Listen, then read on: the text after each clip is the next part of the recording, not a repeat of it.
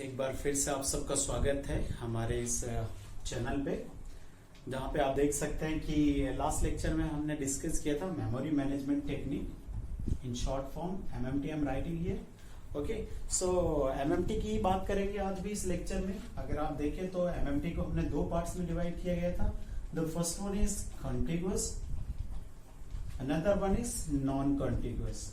बड़ा ही सिंपल सा लॉजिक है। What is the meaning of contiguous, what is the meaning of non contiguous. ज्यादा confuse होने की जरूरत नहीं, बहुत सिंपल है। कॉन्टिगुअस का मतलब होता है कि अगर ये मेरा मेमोरी ब्लॉक है और ये मेरा रैम है। सर मेमोरी का मतलब जब भी हम कुछ डिस्कस कर रहे हैं मेमोरी मैनेजमेंट टेक्निक में, it means we are discussing about the RAM. Okay, तो अगर सपोज ये मेरा मेमोरी ब्लॉक है तो फर्स्ट कुछ पार्ट मेमोरी का गिवन होता है ओएस को, बाकी जो पार्ट है अगर बात करें कॉन्टिगुअस की, तो कॉन्टिगुअस में वो प्रोसेस इस मेमोरी के अंदर आप कैसे इंसर्ट करते हो या कैसे आप उनको अलॉट करते हो, कैसे वो प्रोसेस इस मेमोरी के अंदर आता है। कॉन्टिगुअस का तरीका होता है कि वो स्टार्टिंग से लेके, यानी कि ये इनिशियल है, यहां से लेके और यहां तक ये एंड है इस मेमोरी का ये एंड है। यानी कि इस पार्ट के अंदर जितने भी आप प्रोसेस को रन कराना होगा, सॉरी जितने भी प्रोसेस को आपको इसके अंदर अलोकेट कराना होगा, तो उसके लिए क्या करना होगा कि स्टार्टिंग पॉइंट से और एंड पॉइंट तक हम चेक करेंगे कि किस लोकेशन पे हम इस प्रोसेस को इंसर्ट कर सकते हैं। It is very clear. Means contiguous का मतलब इन अ कॉन्टिन्यूअस फॉर्मेट, मींस कि यहां से शुरू करेंगे, फिर आगे जाएंगे, फिर नेक्स्ट देखेंगे, फिर नेक्स्ट देखेंगे, फिर नेक्स्ट देखेंगे। इन द सेम वे अगर नॉन कॉन्टिगुअस की बात करें तो उसमें ऐसा कुछ भी नहीं है। नॉन कॉन्टिगुअस में ऐसा कुछ जरूरी नहीं है कि आपको इनिशियल से चेक करना है, कि आपको बीच से चेक करना है। मतलब जहां पे भी आपको मेमोरी ब्लॉक दिखेगा वहां पे आप अपने उस प्रोसेस को प्लॉट कर सकते हो या अलोकेट कर सकते हो। नॉन कॉन्टिगुअस को हम बाद में समझेंगे। आज के इस लेक्चर में we will cover only the contiguous part. So basically contiguous is divided in two parts. Already we discussed in the last lecture. In this lecture हम क्या करने वाले कि बहुत स्मॉल पार्ट हम डिस्कस करेंगे इसका। तो कॉन्टिग्यूअस पार्ट को दो तरीके से इसने डिजाइन किया है कि एक फिक्स पार्टीशनिंग और दूसरा आपका वेरिएबल साइज। ओके, जैसे कि इसके नाम से ही आपको समझ में आ रहा है, यहाँ पे अगर आप देखेंगे कि fix partitioning, variable size partitioning. Fix का मतलब कि जो भी मेमोरी ब्लॉक्स हैं वो मेमोरी ब्लॉक्स फिक्स्ड साइज में डिवाइडेड पहले से आपने किए हुए हैं। वेरिएबल साइज का मतलब होगा कि जो मेमोरी ब्लॉक्स या जो मेमोरी आपके पास अवेलेबल है वो मेमोरी किसी ब्लॉक में डिवाइडेड नहीं है। ओके, तो आज बात करते हैं फिक्स्ड पार्टीशनिंग। और तो अगर ये मेरा फिक्स्ड पार्टीशनिंग है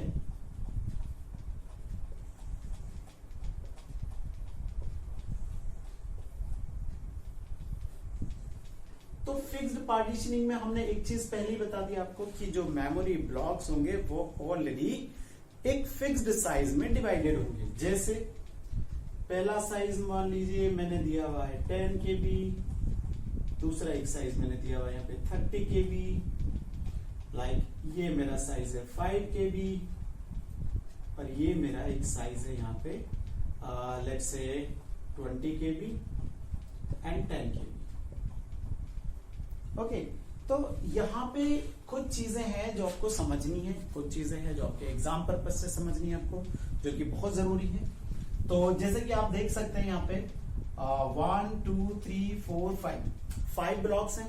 तो हमने क्या देखा कि इस मेमोरी के अंदर 5 ब्लॉक्स फिक्स्ड हैं, तो it is the fixed partitioning. Okay, so यहाँ पे इसके कुछ एडवांटेज कुछ डिसएडवांटेज हम समझ लेते हैं। तो मैक्सिमम एक्चुअली ये बहुत पुरानी टेक्निक है, तो ज्यादातर अब आपको डिसएडवांटेज दिखेंगे। एडवांटेज इसका क्या था कि मेमोरी लोकेशन फिक्स थी, यानी कि 0 से सपोज यहाँ पे कोई एक लोकेशन होगी 101 से लेके और सपोज 130 तक, सॉरी 101 से लेके और कोई मेमोरी एड्रेस होगा आपका सपोज 111, तो 101 से लेके 111 के बीच में 10 KB एक स्पेस आपको गिवन था। देन 112 से लेके और सपोज 141 तक कोई एक स्पेस गिवन है। तो मेमोरी एक तो इसको डिजाइन करना बहुत इजी हो गया, क्योंकि आपको फिक्स्ड पार्टीशन है, आपको पता है कि ये साइज के इतना इतने मेमोरी ब्लॉक्स हमने बना दिए। दूसरा क्या है, जो एडवांटेज की बात करें, दूसरा एडवांटेज क्या है कि it is very fast. Process को सीपीयू को अगर कुछ सर्च करना होगा मेमोरी ब्लॉक के अंदर तो इजीली सर्च कर सकता है। क्यों सर्च कर सकता है? क्योंकि उसको पता है कि पहले ब्लॉक में ये प्रोसेस होगा, दूसरे ब्लॉक में ये प्रोसेस होगा, तीसरे ब्लॉक में ये प्रोसेस होगा। Now let's discuss about some disadvantage or limitation of the fixed partitioning. तो अब फिक्स्ड पार्टीशनिंग की लिमिटेशन क्या हो सकती है? एक बड़ी ही जनरल चीज, सबसे पहली और बेसिक चीज हो गई लिमिटेशन। 1 2 3 4 5 सिर्फ और सिर्फ 5 प्रोसेस आप इसके अंदर एक टाइम पे रनिंग मोड के लिए ला सकते हो। It is the limitation.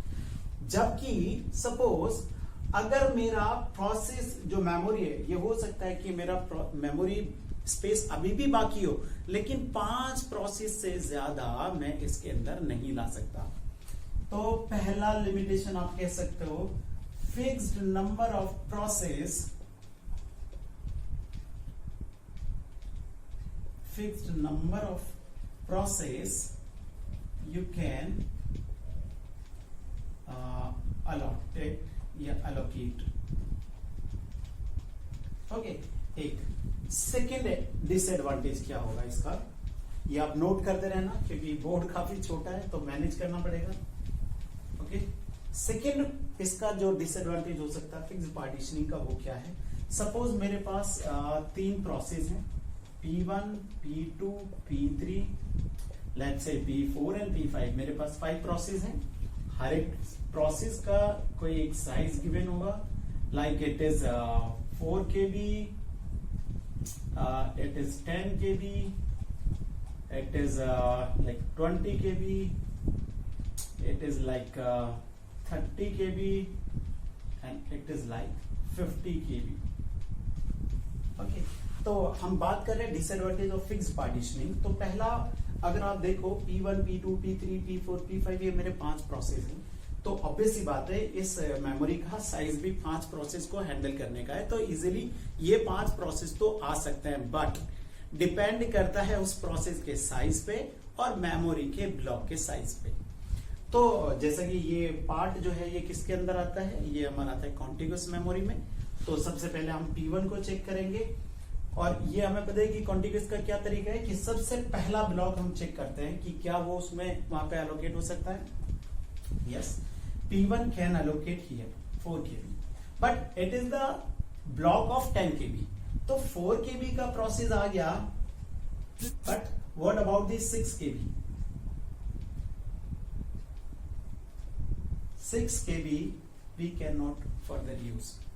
Okay, so यहां पे क्या हुआ कि 10 KB का मेमोरी ब्लॉक था, पहला प्रोसेस आया 4 KB, पहले ही ब्लॉक में वो अलॉट हो सकता है, तो क्या हुआ यहां पे उसको अलॉट कर दिया, बट 6 KB स्पेस क्या हुआ, ये मेरा वेस्ट हो गया। तो ये जो 6 KB वेस्ट हुआ इसको बोलेंगे इंटरनल फ्रेगमेंटेशन। ओके, याद रखना, ये आपके एग्जाम में आपसे पूछ सकते हैं कि what is the internal fragmentation. Internal fragmentation का मतलब क्या हुआ कि जो ब्लॉक एक बात तो फिक्स हो गई, एक बात तो तय हो गई कि जो इंटरनल फ्रेगमेंटेशन होगा वो हमेशा फिक्स्ड पार्टीशनिंग में ही होगा। ओके, क्यों होगा? क्योंकि फिक्स्ड पार्टीशनिंग के अंदर मेमोरी का जो ब्लॉक है वो फिक्स्ड साइज का है। यहां पे मेरा 4 KB का प्रोसेस आया, टोटल स्पेस था 10 KB, तो ये फिक्स ब्लॉक है, तो 6 KB मेरा वेस्ट हो गया। This 6 KB is known as the internal fragmentation. Okay, मतलब इतना पार्ट इस मेमोरी का वेस्ट है। अब ऐसा नहीं है कि 6 KB में मैं कोई 3 KB या 4 KB का प्रोसेस एंटर कर सकता हूं, जी नहीं। टोटल नंबर ऑफ प्रोसेस आप एंटर कर सकते हो, total number of equivalent the memory blocks. Okay, clear? तो one more disadvantage is there. Here it will be the case of internal fragmentation. Second point, internal fragmentation.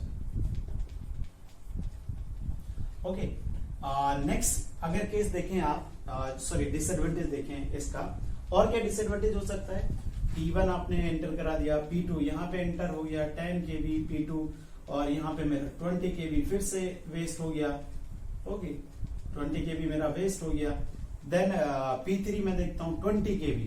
अब यहाँ पे एक चीज नोट करने की, ओके, ये मेरा हो गया P1, ये मेरा हो गया P1, यहां पे मेरा हो गया P2। अब मेरे को P3 को सर्वाइव कराना है। P3 ये मेरा 20 kV। क्या मैं यहां पे कर सकता हूं? जी नहीं। क्या मैं यहां पे कर सकता हूं? यस।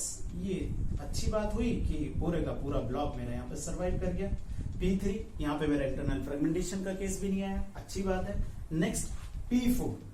अब P4 देखिए, P2, ओके ठीक है। तो अब मैं चेक कर रहा हूं P4 कितना है, 30 kV।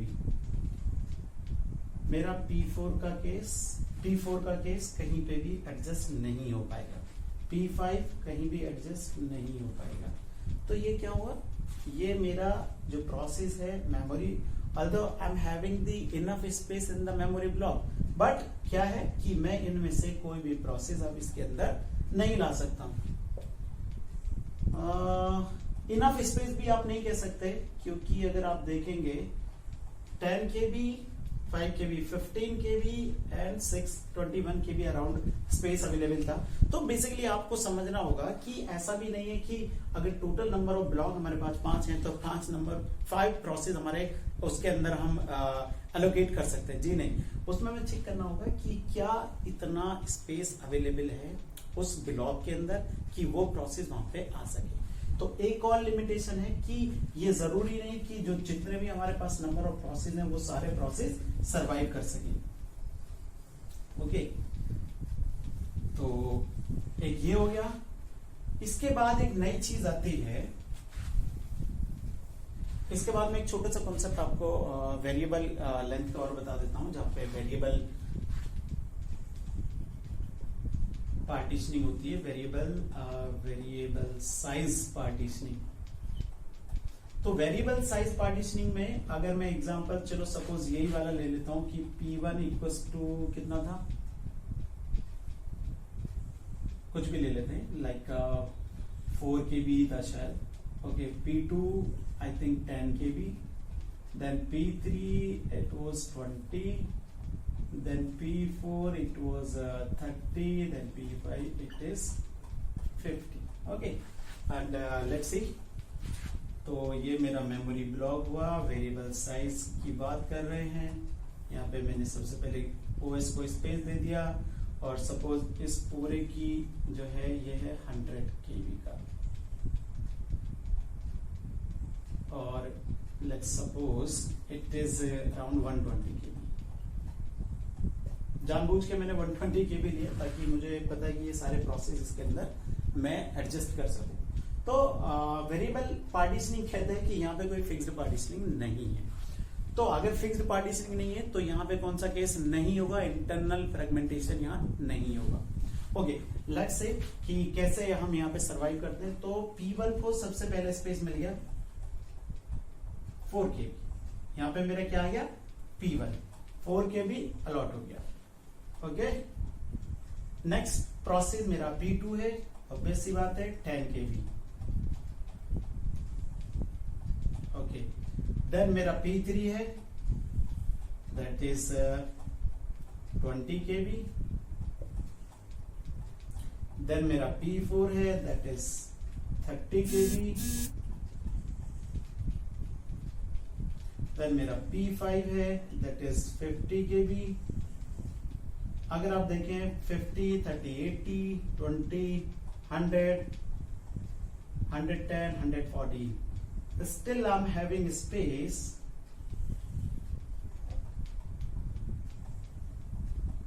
yes, ये मेरा 6 kV का स्पेस अभी भी मेरे पास बचा हुआ है।